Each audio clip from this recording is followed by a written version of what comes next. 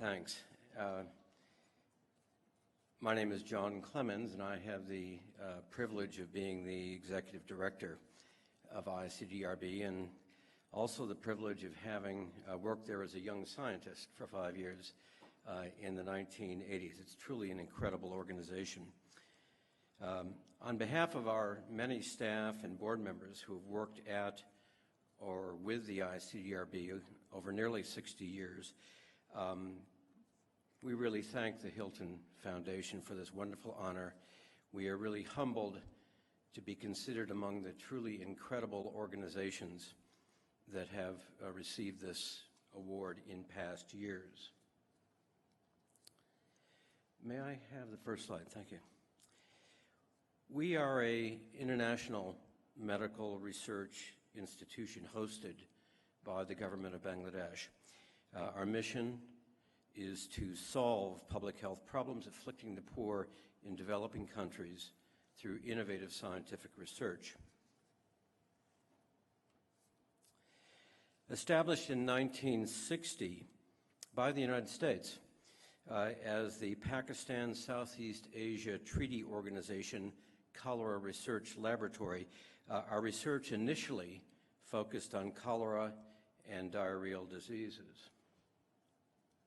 In 1978, we became the International Center for Diarrheal Disease Research Bangladesh, or icddr, with a broadened mission which today includes maternal and child health, sexual and reproductive health and rights, nutrition sciences, enteric, respiratory, and emerging infections, health systems, and the emerging threats in developing countries of non-communicable diseases like diabetes and cardiovascular disease, and climate change.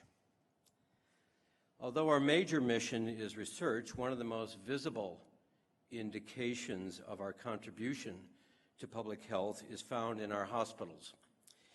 Each year, our 3 hospitals provide free treatment to nearly 200,000 indigent patients, most of whom present with either diarrhea or malnutrition.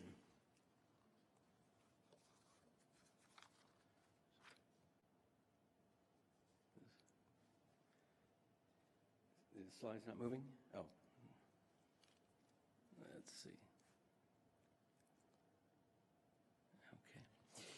We also conduct training for Bangladeshi and international professionals in areas related to our research and clinical programs. We regularly offer our assistance and expertise to deal with cholera outbreaks occurring in humanitarian crises worldwide. In the last year, we sent teams to assist in the control of cholera outbreaks occurring in both Sudan and Ethiopia. And we are currently training a group of physicians and nurses from Yemen, which is presently experiencing the world's largest ongoing outbreak of cholera in the context of a devastating war. And closer to home, we are working with the government of Bangladesh to provide oral cholera vaccine and diarrheal treatment to the exiled Rohingyas currently stranded in Cox's Bazar, who are at very high risk of a major devastating cholera outbreak. Throughout our 60-year history, we have strived to generate evidence-based, low-cost, life-saving interventions that can be scaled up in resource-limited settings in Bangladesh and globally. Our history and achievements interdigitate closely with the evolution of global health as described by Professor Peter Piot, who is Dean of the London School of Hygiene and Tropical Medicine. Historically, during Global Health 1.0, as Peter calls it, which was the era of colonialism by European powers and sometimes called tropical medicine, the focus, frankly, was to keep white people from the colonizing countries alive in the tropics. The genesis of icddr was during the next phase, Global Health 2.0, which was called International Health, and comprise clever people in rich countries doing something to help the people in poor countries, often with Cold War overtones. That's when we were created. In the early 1970s, scientists working at the center developed a simple mixture of water, sugar, and salt that would revolutionize the treatment of diarrheal diseases, called by the medical journal Lancet one of the most important medical advances of the 20th century. Oral rehydration solution, or ORS, is an inexpensive solution that rehydrates patients with diarrhea through its ability to augment absorption of orally administered fluids and electrolytes. As past speakers have mentioned, it is estimated to have saved nearly 50 million lives since its introduction into public health.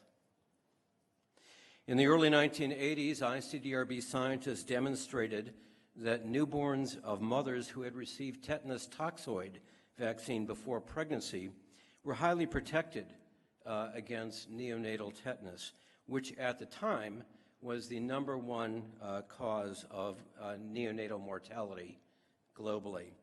This evidence led to the global adoption of tetanus toxoid vaccine for women of childbearing age, a strategy that is a key element of WHO's global efforts to prevent neonatal tetanus, which actually now is on the brink of elimination.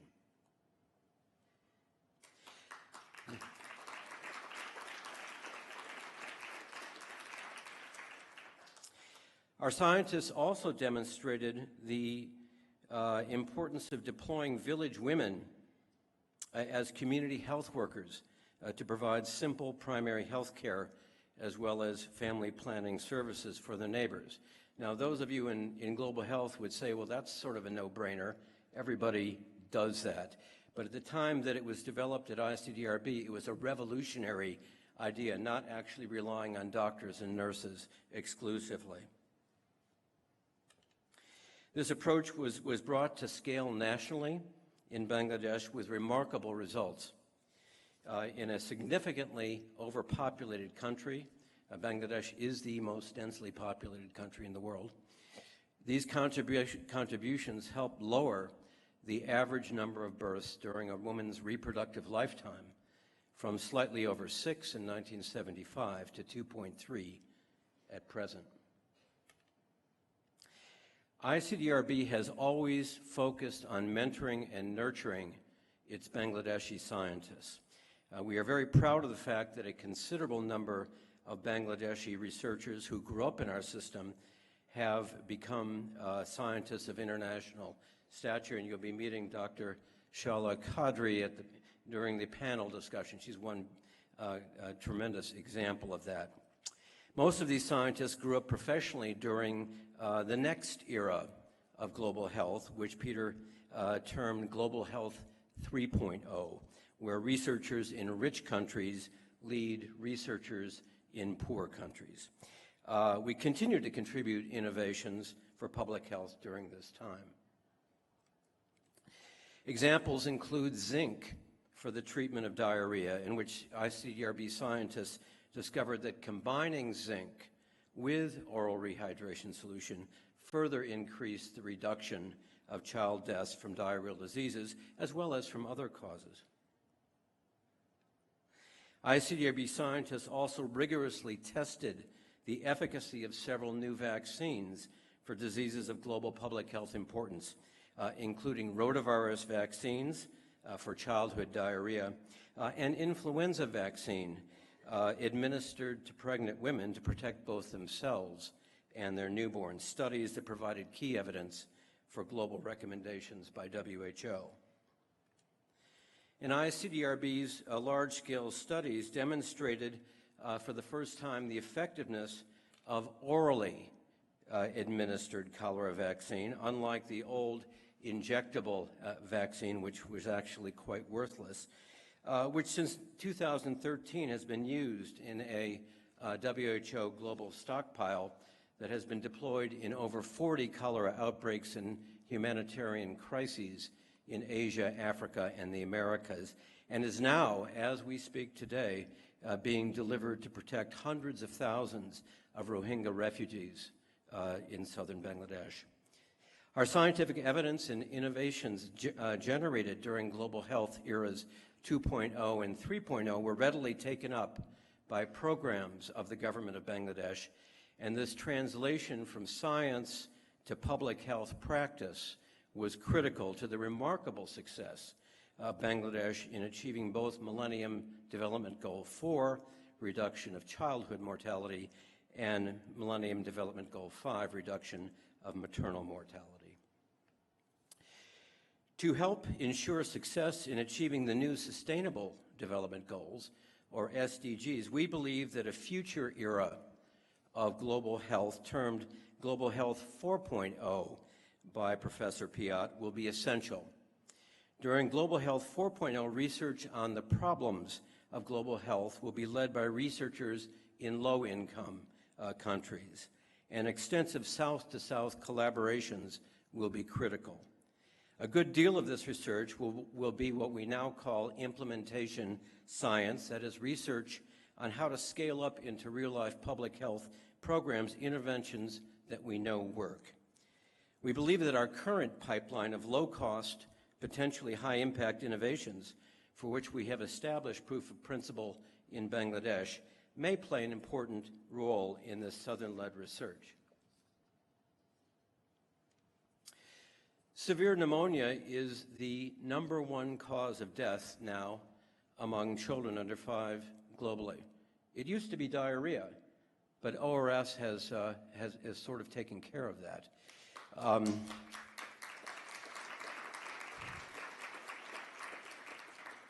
Many of these children in developing countries die of asphyxiation because they are treated in settings that lack mechanical respirators.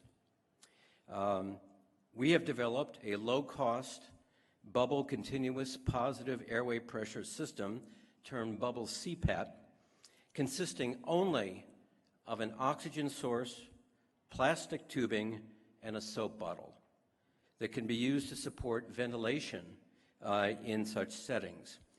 And we have published in the medical journal Lancet a randomized trial showing that the use of bubble CPAP reduces mortality from severe pneumonia in comparison with the current WHO ventilatory support in these settings. Bubble CPAP is so effective now that it's a standard of care in our own ICU and our own hospitals for severe pneumonia. We hardly ever have to use mechanical ventilators anymore. And we are now embarking on studies to scale this life-saving approach in Bangladesh and in several partner countries. Severe acute malnutrition kills nearly 1 million children globally each year. Packets of calorie-dense, ready-to-use therapeutic food, or RUTF, are essential for reconstituting the nutritional status of these emaciated children who present to our hospital on death's door.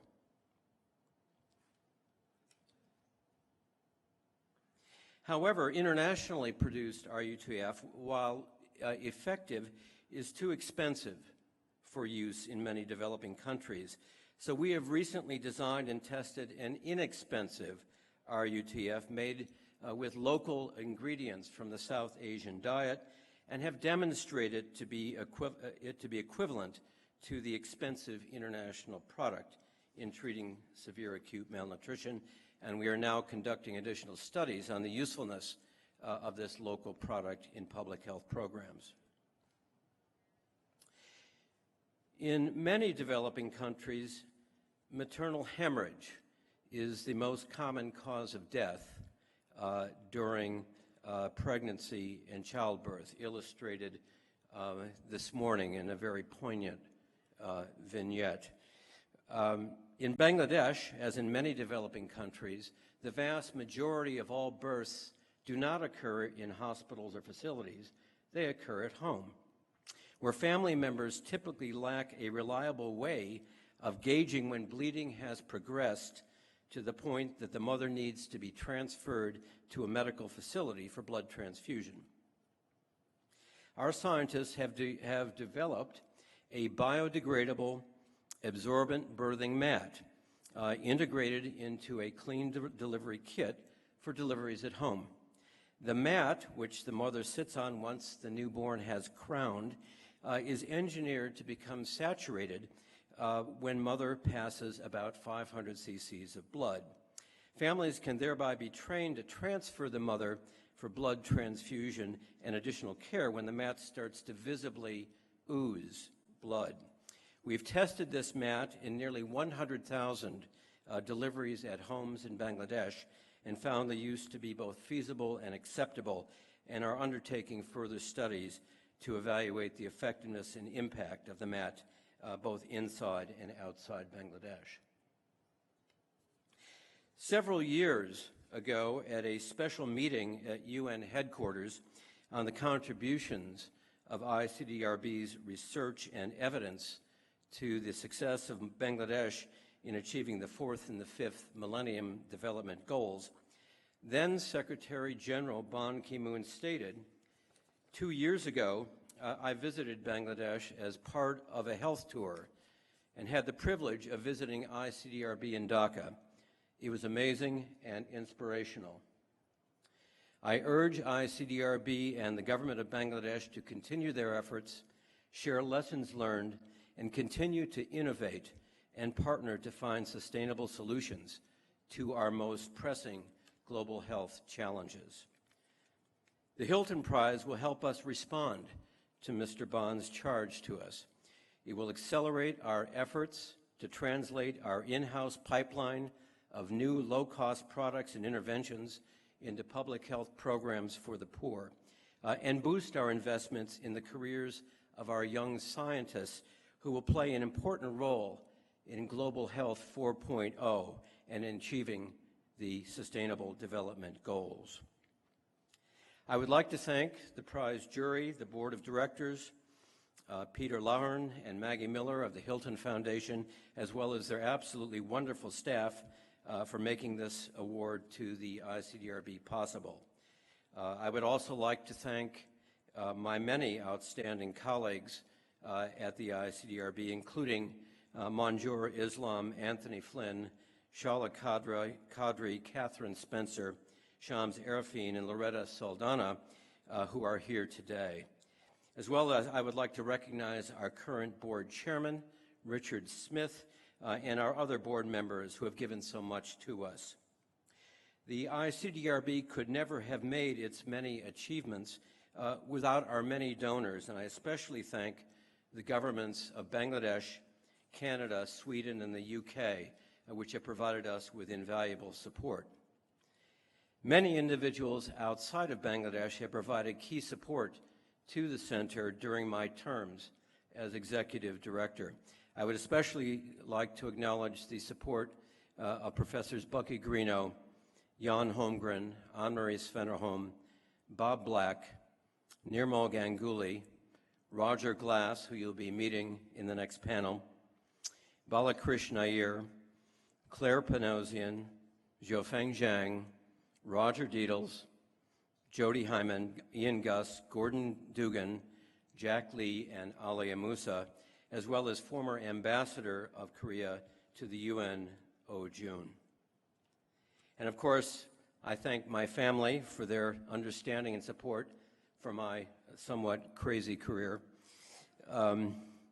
including my wife, Sunny, my daughter, Becky, and my sisters, Joan and Kate, who traveled long distances to be with us today. So on behalf of the board and staff of the ICDRB, thank you again for this great honor.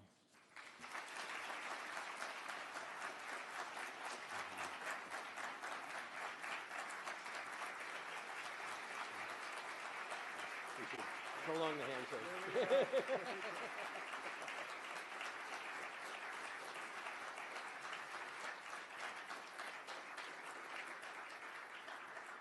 And we decided that we would forego the 4-foot-long cardboard check But do rest assured that the money has already been transferred. And congratulations again. Okay. Thanks so much, Peter.